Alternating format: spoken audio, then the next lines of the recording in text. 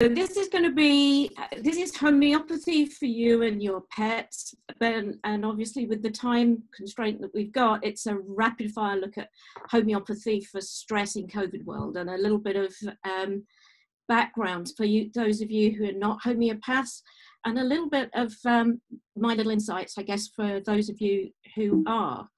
All right, let's just see if that's going to play ball with for me. Hold on. Okay, so homeopathy is, for me, the absolute ultimate marriage of science and art. The picture that I've put up here is not a fluffy one with sort of natural flowers and, you know, it's all about green things, and some of the imagery that surrounds homeopathy as being a little bit sort of left side. To me, homeopathy is one of the most scientific of all the modalities that we practice in an alternative medicine. It was based on clinical evidence of trials. It was one of the first modalities that actually used trials. So this is an evidence-based medicine, but nevertheless, to be a really good homeopath, you have to be an artist, and you have to use it with sensitivity, and you have to use it with feeling, and you marry these two things together. It's based on the law of similars, so that if you wanted to use a remedy, you're going to select a remedy to cure an illness, then you're going to use the remedy that will create exactly the symptoms you're trying to cure in the sick person if you repeatedly gave it to a group of normal people, well people, whatever normal is, a group of healthy people. Those healthy people over time will develop the very symptoms you're going to use that remedy for to cure in the sick person. We use a minimum dose. So this is the one that gets homeopathy sometimes in trouble, because everybody goes, oh, there's nothing left. There's no material dose. But no, there isn't. It doesn't necessarily have to have any material dose, because this is an energy medicine. This is based on the fact that the disease is dynamic. These are dynamic medicines. We're in the realm of energy.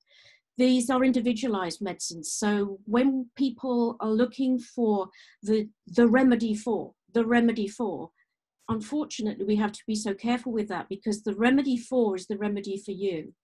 It's the remedy of the totality of all of the symptoms that you are expressing as you. So your expression of stress will be slightly different to the next person. Your dog's expression of stress may be different from the next one, and from the cat in the household. So we have to pick the remedy based on how you or your animals are expressing their dis-ease. We have a concept of constitutions. That's all the stuff that you still have, that you express, that's all about you when you're well, the healthy you. You still have likes and dislikes, and you have the little foibles. That means that I know who you are, even when you're really well, because you're always you, that essence of you. And a sulfur person is a constitution, is sulfur, for example, will be a very different person to a calcarb or a pulsatilla. So we look at these types of things. And then when we're looking at how do we select a remedy in an acute state, which a lot of what we've been dealing with just recently in all this world of COVID, in acute disease, we're looking for what's characteristic. We're looking for the thing that really jumps out at us and says, oh, that's different. That's a really strong thing that this person or this dog doesn't normally express. So that's a little potted, what is homeopathy, for those of you not particularly familiar with it. And then for the homeopaths amongst you, my goodness me, this pandemic has given us the ride of our lives, because for many students of homeopathy and many practicing homeopaths, we've got our beautiful textbooks that our forefathers gave us, things like Samuel Hahnemann's Organon, the Organon of the medical art. And I've already alluded to how the art of medicine. And I know many students, I know many homeopaths that say, okay, that was a great in its day, fantastic in its day, but life now is not like that.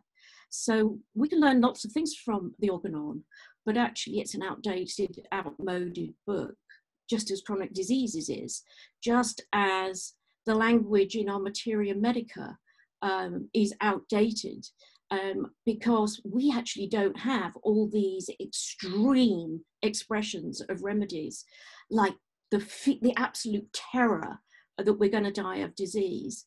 Well, we're now in this pandemic, we are in the language of the Organon. We are in the language of miasms. We're in the language of our beautiful Materia Medica, and the whole world of homeopathy, suddenly we can understand it because we're seeing the types of disease process that we're not used to in the West, and the stresses that our animals and us and we are under. These are extremes. We're seeing one-sided disease that is often, we don't actually have a good concept of that until now. We're seeing really strong mental symptoms. We're seeing abject fear. We're seeing panic. We're seeing all sorts of feelings of abandonment, lack, of loneliness. All of these things are now stronger than we've ever seen them. We are seeing the concept of the genus epidemicus. This is a bunch of remedies that slowly emerge as the ones that will treat most cases of something like coronavirus. We're seeing the extreme language of disease where people are thrown to their edges because they are often in this fight, flight state. We're seeing opposites. We're seeing the land of Sankaran, where people are going from their perhaps compensated selves in their normal everyday life to either taking a passive stance or an active stance, which we wouldn't normally see in those people and we may not normally see in our animals. We're seeing the glory of four element theory, what that has been so beautifully described in some of the textbooks, where we're seeing how things connect in a four element way.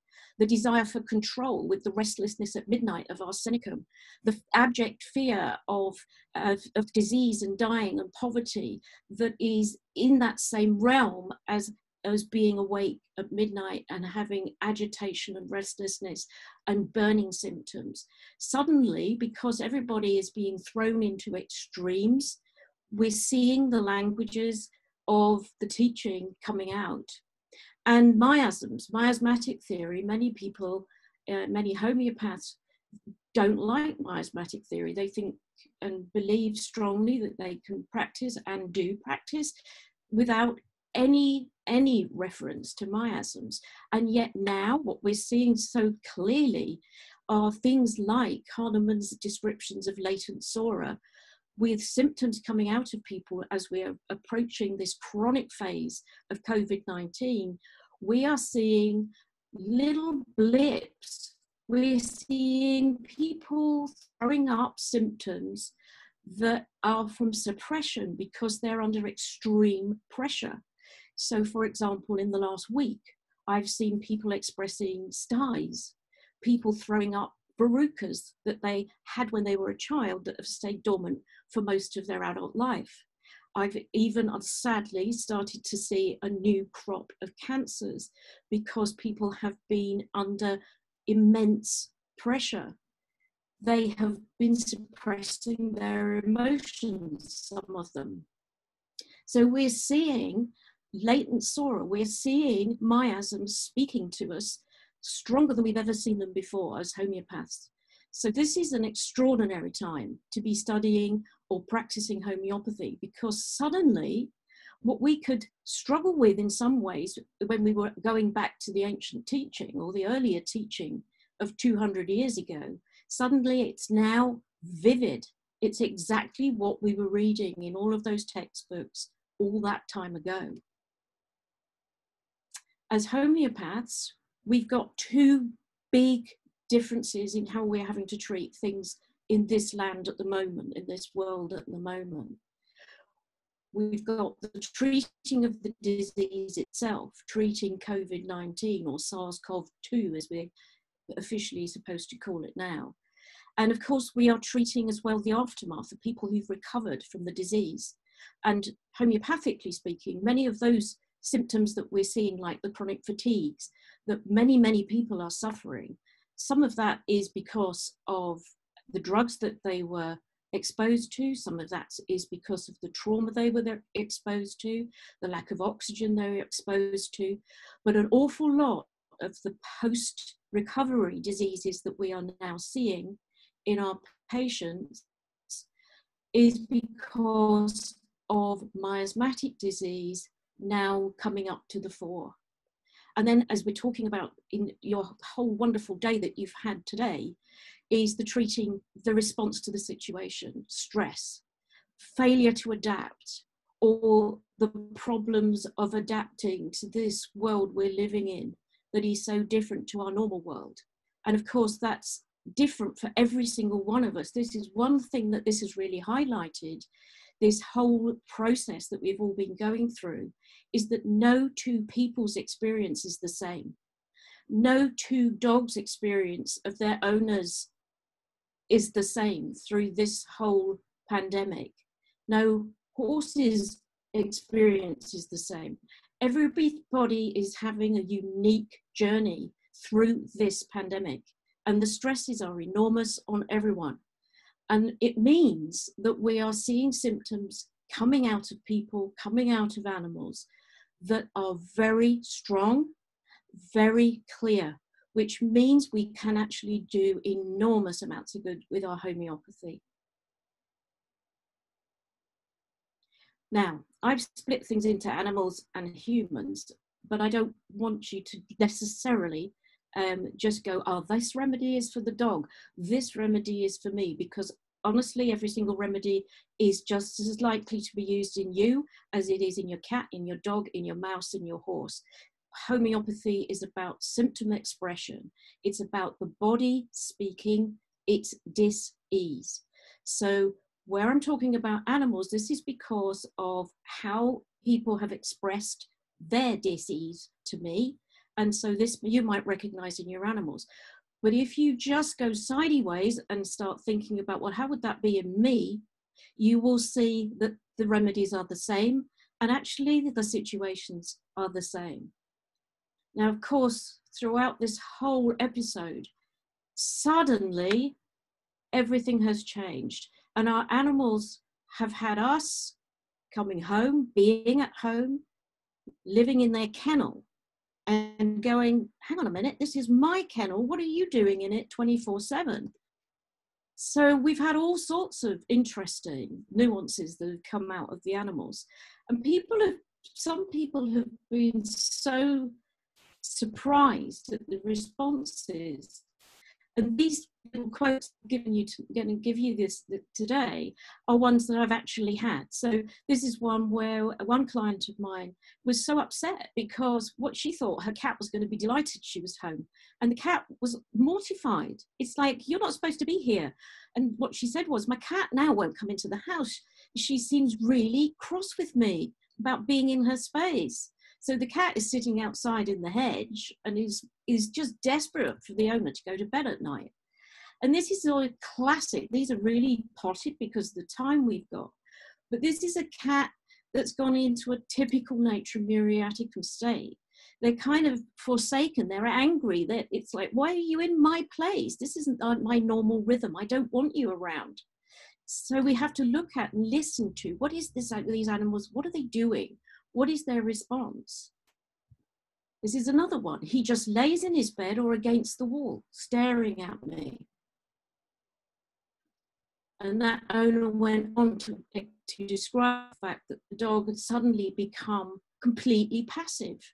Normally the dog would be bright and breezy and would be greeting the owner. But now the dog was up against the wall or laying in the bed, utterly transfixed at just watching them.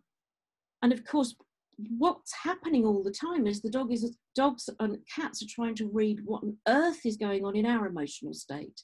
They're realizing that there's our own stuff has suddenly changed. Our own smells have changed.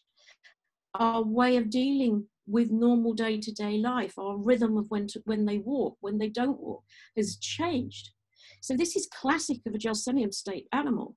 They're needing the wall or the bed for that reassurance, but they can go into this completely almost semi-paralyzed state where the only thing they can do is just look on. They don't know what else to do. They need the support, but they don't know how to express it. The guard breeds, I have one, Tally, my wonderful German Shepherd.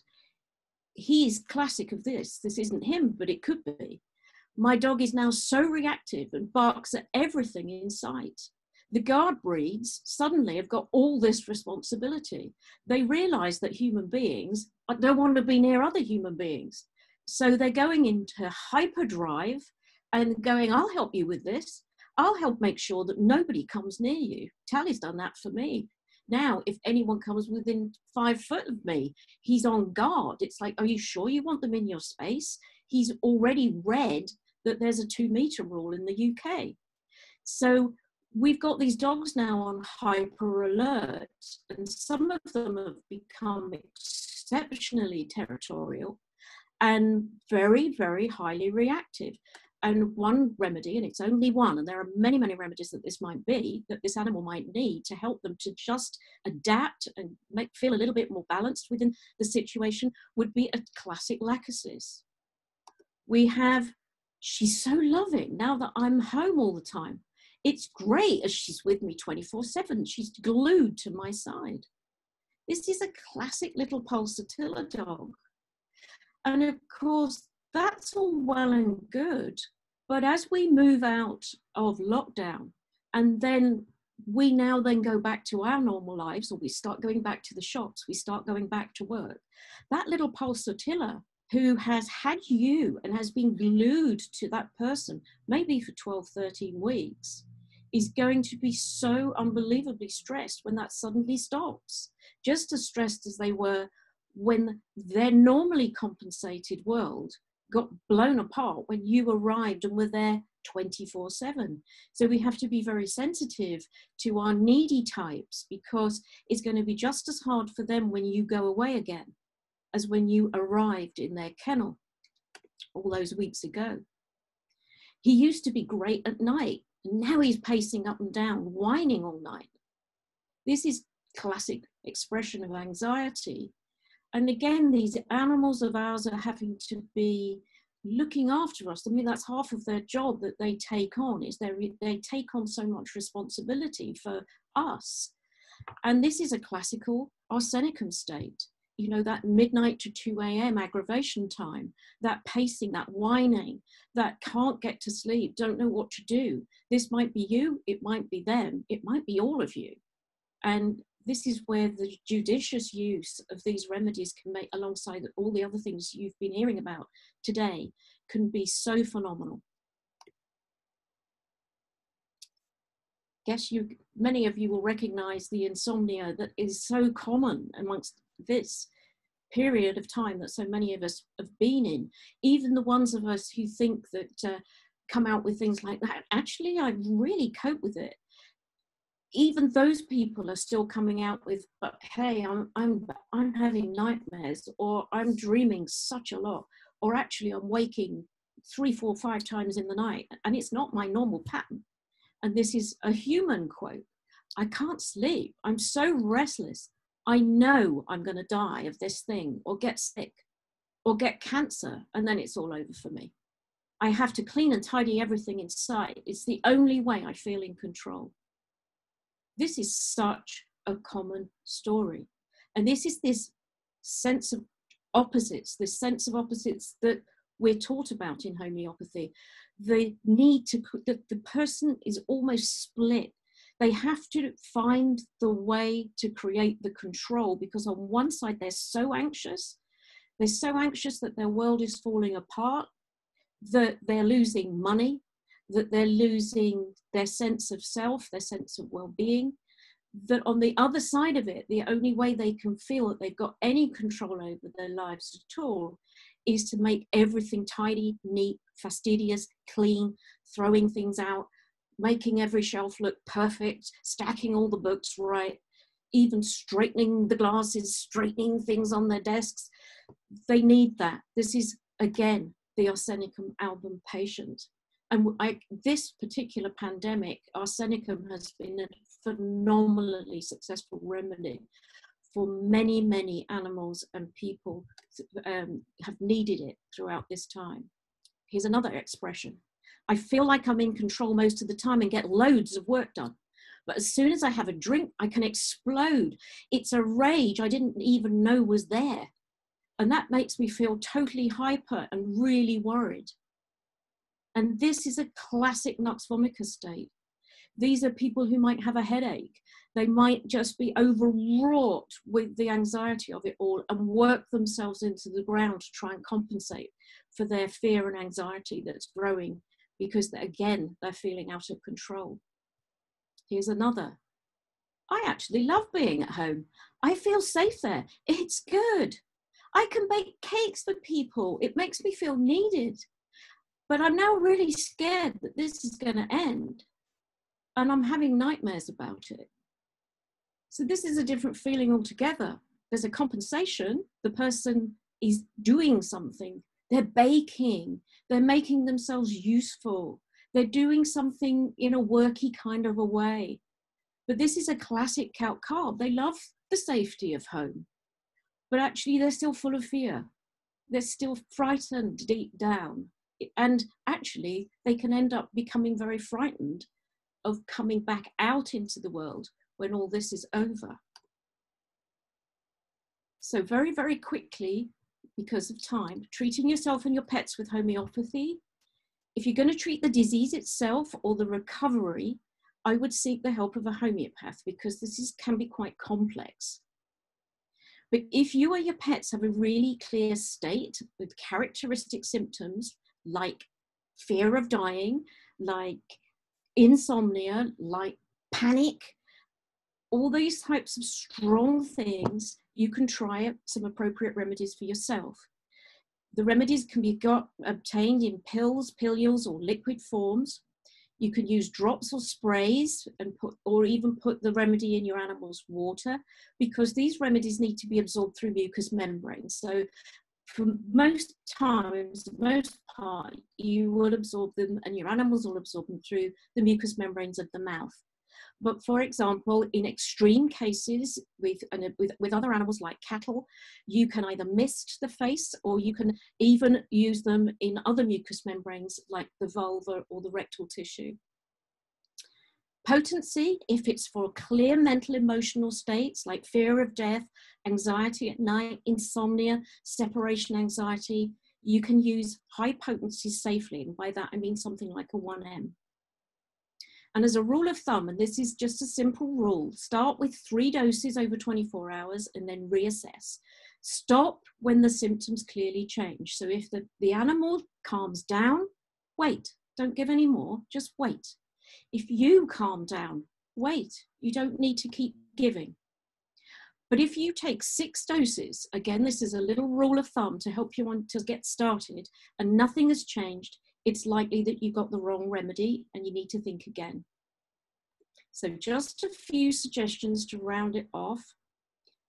Arsenicum album, I've said, it's such a big remedy and I put it under humans, but it's just as important under animals. Fear of death from disease. Now, just one other is aconite, where in a moment you think you're going to die right now. Aconite is that panic. And aconite can be very useful if you have a panic attack. But fear of death from the disease, fear of cancer, fear of poverty, my goodness me, there's so many of us who have been so worried that we are not going to make it financially. The desire to clean, be fastidious, create order, the insomnia and the restlessness, particularly at midnight, 2 a.m. The nux vomica's that we've touched on, they're hyper. They're working to stay sane. They can be irritable. They can have tempers. They turn to the alcohol. They turn to stimulants. They can have horrendous headaches. And then our animals, the napnure, the withdrawal, the desire to be alone. Get out of my kennel. I don't want you home. They can be irritable and snippy with it. Ignatia, such a big one for separation anxiety and grief. And of course, this can be for you too. If you have grief, you've lost people, you've lost animals. You haven't been able to see your family, your parents, your children. Ignatia, when those emotions well up and they're hard to control, it's a fabulous remedy. Lachesis for the territorial, the guarders, the reactive ones. So our animals are our mirrors, as well as being their own selves. Our little animals have had to soak up all the stress that's in us. That then creates stress in them. There's stress in them because everything in their world has changed too. Some of it may just be a mirror image of you. Some of it may be entirely different and coming from them and them alone. So it might be that the pair of you, or the however many in your household, need the same remedy. I've had many households that have actually all needed just the same remedy. But it may be that your state is a completely complementary and different state to your animals. So look carefully. And if your animal is exhibiting a stress state, then look in the mirror at yourself and go, actually, is this me? Is this my stuff I'm projecting onto my animal? And this, I'm not claiming this at the bottom here. This came from one of your country people. This came from someone called Tamara, who I think may be listening. And this was a beautiful insight that has really stuck with me, because what she said in a meeting that we had was about how this has really highlighted the life of many of our dogs, because we have been subjected to lockdown, where we've been told we can go out for a 1 hour walk or a 1 hour exercise. We've been told that we can't eat out, we have to stay in, this is what you're gonna do, this is when you're gonna do it. This is the lives of many of our dogs. And we've been given a gift to remind ourselves that our dogs are beholden to our whims, our needs. And it might help us now to understand a little better how they might feel when they are constantly under our control. So that's a really quick romp through, because I know obviously you have wonderful things more to come. So I will hand back and unshare my screen now, so that I think you have some questions perhaps. If there's time, but there may not be. So I hope you've enjoyed that little romp through homeopathy. Thank you so much for the overview, Sue, and for outlining what we can use for what feelings that we're experiencing. Super helpful for all of us here. We were wondering if you'd be willing to share your slide deck, maybe as a PDF for some of the attendees. They're asking. They really loved your chart. Yeah, of course. Awesome. Thank you, Dr. Armstrong. And thank you so much for being generous enough to share your know-how with us today and be part of the event with us. Oh, it's just been wonderful to share with you. Wonderful. Thank you. I'll see everyone in the next session. Goodbye.